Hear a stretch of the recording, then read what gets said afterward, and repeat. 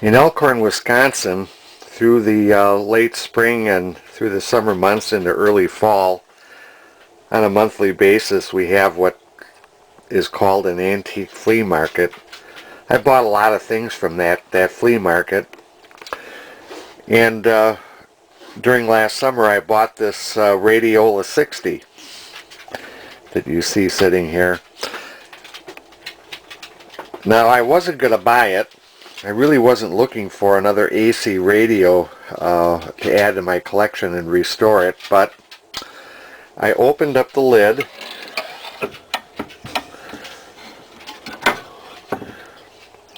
and saw all these nice globe tubes in it. They're all nicely cleaned up. The seller, I think, polished them all up.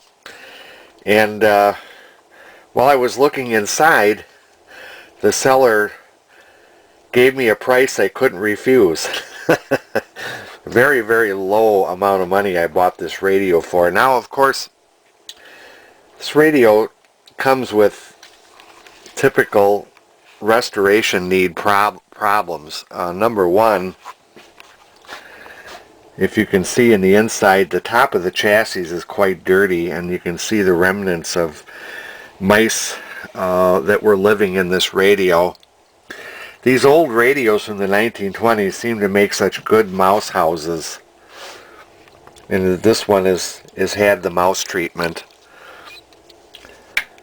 And the top of the chassis is quite dirty. The other thing that's wrong with this radio is someone apparently had taken it apart or taken something apart on it, but the knob is here, but there's no plate. You see, we have the plate here, and this one is loose. This one is gone.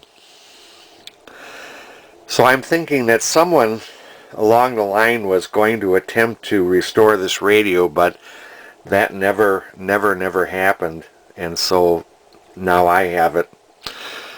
Here is the cord, and you'll see that someone put a modern plastic lamp cord on it with this plug, and a long time ago this was done, so I'm assuming this radio actually was still working probably in the late 1950s, maybe early 1960s. This plastic cord is, you could tell that it's aged, and so it's been a while since this radio's been powered up. The remnants of the speaker cable came with it. Here it is. And it's quite nicely rotted off where the pins plug in down in here. But like I say, I wasn't looking to buy a radio like this, but when the guy named the price, my wallet opened up and out came the cash, and I bought it for a very, very low amount of money. Now, it's going to be a while before I really get to restoring this radio, so why am I...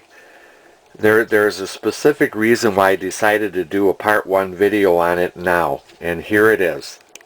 Here's the reason. I was to a ham radio swap fest a couple days ago, and lo and behold, I ran into this. A 103 tapestry speaker, this very speaker that was made to go with this radio. I can tell you that I paid probably a little more than 3 times the amount of money for this speaker as I paid for the whole radio that it sits on. I didn't get the radio the speaker. I didn't get it none too cheap. They even had a reproduction silk dust cover on it. And this speaker, I can tell you, I've already tested it out. It works excellently. It's an excellent speaker. Very minty inside. The tapestry has a little wear. They typically do. But no need to get a replacement or a reproduction replacement. It looks good just as it is. So that's why I've decided to do a part 1 video on this radio, even though it's probably going to be a while before I actually get a part 2 video done on it. I just thought I would just show this radio off a little bit, and it's a future project.